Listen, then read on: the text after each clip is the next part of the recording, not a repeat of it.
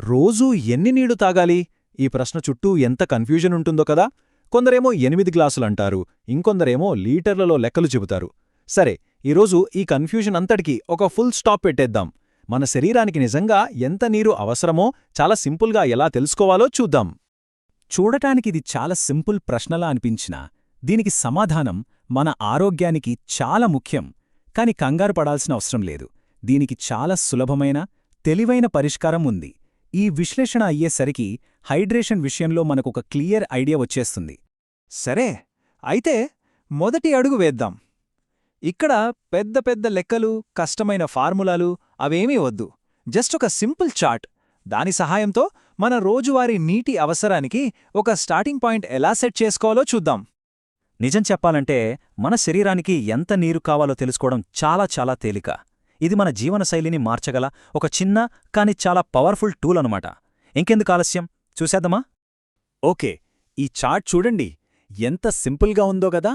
మన బరువు కిలోల్లోగానీ పౌండ్లల్లోగానీ ఎక్కడుందో చూసి దానికి ఎదురుగా ఎన్ని గ్లాసుల నీళ్లు తాగాలనుందో గమనించండి. ఫర్ ఎగ్జాంపుల్, ఒకరి బరువు 65 కిలోలుందనుకుందాం. వాళ్ల రోజువారీ టార్గెట్ 8 నుంచి 10 గ్లాసులు. ఒక్క విషయం గుర్తుంచుకోవాలి, ఇది కేవలం మన స్టార్టింగ్ పాయింట్ మాత్రమే. ఇక్కడే అసలు ప్రశ్న వస్తోంది. మనకు ఒక బేస్ లైన్ అయితే దొరికింది, కాని ఈ నంబర్ ఎప్పుడూ ఒకేలా ఉంటుందా? మనం చేసే పనులను బట్టి, మనం ఉండే వాతావరణాన్ని బట్టి ఇది మారుతుందా? ఎస్, ఖచ్చితంగా మారుతుంది. ఆ మార్పులు ఎప్పుడెప్పుడు అవసరమో చూద్దాం. మన శరీరం డైనమిక్, అలాగే మన రోజువారీ జీవితం కూడా. మరి అలాంటప్పుడు సాధారణం కంటే ఎక్కువ నీళ్లు ఎప్పుడు అవసరం పడుతాయి, ఎందుకు అవసరం పడుతాయి, ఈ విషయాలిప్పుడు వివరంగా తెలుసుకుందాం. ఇక్కడ ప్రతి పాయింట్కి వెనక ఒక లాజిక్ ఉంది. చూడండి, వ్యాయామం చేసేటప్పుడు మనకు చెమట పడుతుంది, సరే.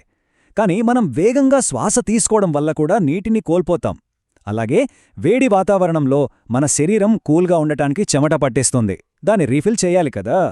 ఇక అనారోగ్యంగా ఉన్నప్పుడు, ముఖ్యంగా జ్వరం వస్తే శరీరం చాలా త్వరగా డీహైడ్రేట్ అవుతుంది.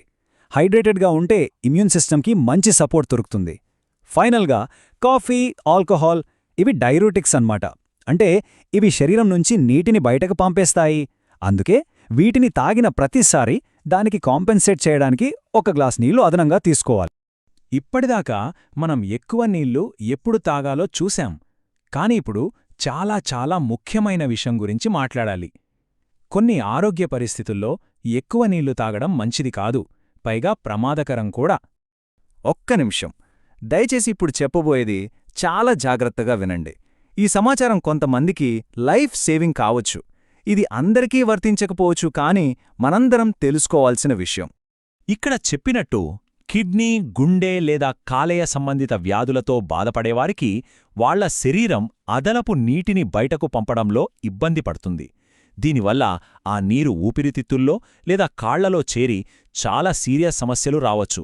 అందుకే అలాంటి వారికి మనం ముందు చూసిన చార్ట్ అస్సలు వర్తించదు.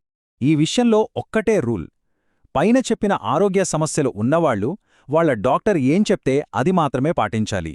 అంతకుమించి ఒక్క గ్లాసు కూడా కాదు. ఎంత నీరు తాగాలి అనేది వాళ్ల డాక్టర్ మాత్రమే నిర్ణయించగలరు. ఈ విషయంలో సొంత వైద్యం అస్సలు పనికిరాదు.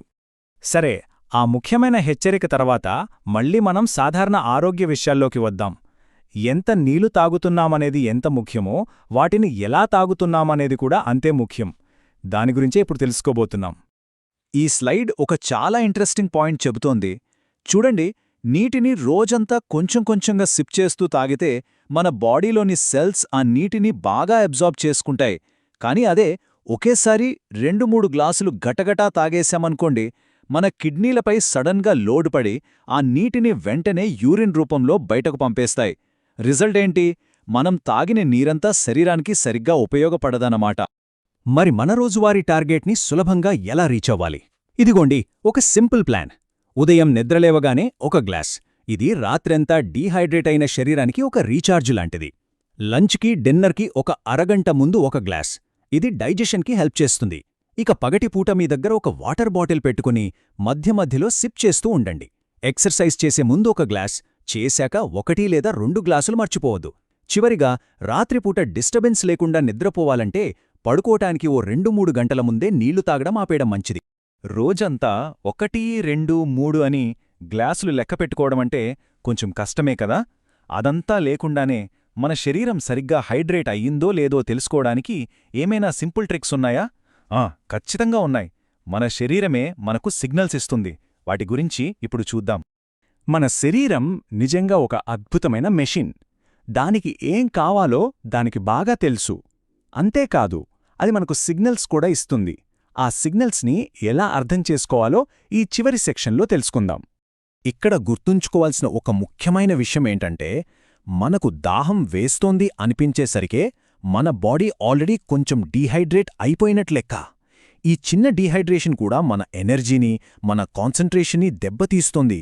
సో మన గోలేంటంటే అసలు దాహం వెయ్యకుముందే నీళ్లు తాగుతూ ఉండటం. హైడ్రేషన్ లెవెల్స్ తెలుసుకోవడానికి బెస్ట్ అండ్ సింప్లెస్ట్ ఇండికేటర్ ఏంటో తెలుసా? మన యూరిన్ కలర్. లాజిక్ చాలా సింపుల్. మన యూరిన్లో ఉండే వేస్ట్ ప్రోడక్ట్స్ వల్లే దానికి కలర్ వస్తుంది. మనం బాగా నీళ్లు తాగితే ఆ వేస్ట్ పల్చబడి యూరిన్ లేత పసుపు రంగులో, గడ్డి రంగులో ఉంటుంది. అదే పర్ఫెక్ట్. ఒకవేళ నీళ్లు తక్కువ తాగితే ఆ వేస్ట్ చిక్కబడి యూరిన్ ముదురు పసుపు రంగులోకి మారుతుంది. ఇది మన బాడీ నాకు నీళ్లు కావాలి అనిచ్చే క్లియర్ సిగ్నల్ అన్నమాట. సో డార్కేలో కనిపిస్తే వెంటనే ఒక గ్లాస్ నీళ్లు తాగేయండి. సరే, మనం ఇప్పటిదాకా నేర్చుకున్నదంతా ఒక్కసారి క్విక్గా రీక్యాప్ చేద్దాం. నంబర్ 1, మీ బరువును బట్టి చార్ట్లో మీ స్టార్టింగ్ గోల్ సెట్ చేసుకోండి. నంబర్ 2, రోజంతా గటగట కాకుండా సిప్ చేస్తూ ఉండండి. నంబర్ 3, ఎక్సర్సైజ్ చేసినప్పుడు, వేడిగా ఉన్నప్పుడు కొంచెం ఎక్కువ తాగండి. నంబర్ 4, మీ యూరిన్ కలర్ చెక్ చేస్తూ ఉండండి. డార్క్గా ఉంటే నీళ్లు తాగాలి. అండ్ నంబర్ 5, మోస్ట్ ఇంపార్టెంట్, ఏవైనా హెల్త్ కండిషన్స్ ఉంటే కేవలం డాక్టర్ చెప్పిందే వినాలి. ఓకే, ఈ విశ్లేషణ ముగింపుకొచ్చేసింది. ఇప్పుడొక చిన్న ప్రశ్నతో ఈరోజుకు ముగిద్దాం. మీ డైలీ రొటీన్లో ఇంకొక్క గ్లాస్ నీళ్లు యాడ్ చేయడానికి మీకున్న ఈజియెస్ట్ వే ఏంటి? బహుశా ఉదయం లేవగానే తాగడమా? లేదా ఆఫీస్ డెస్క్ మీద ఒక మంచి వాటర్ బాటిల్ పెట్టుకోవడమా? ఒకసారి ఆలోచించండి. ఒక చిన్న మార్పుతో మన ఆరోగ్యాన్ని చాలా మెరుగుపరుచుకోవచ్చు. ఆరోగ్యంగా ఉండండి, హైడ్రేటెడ్గా ఉండండి.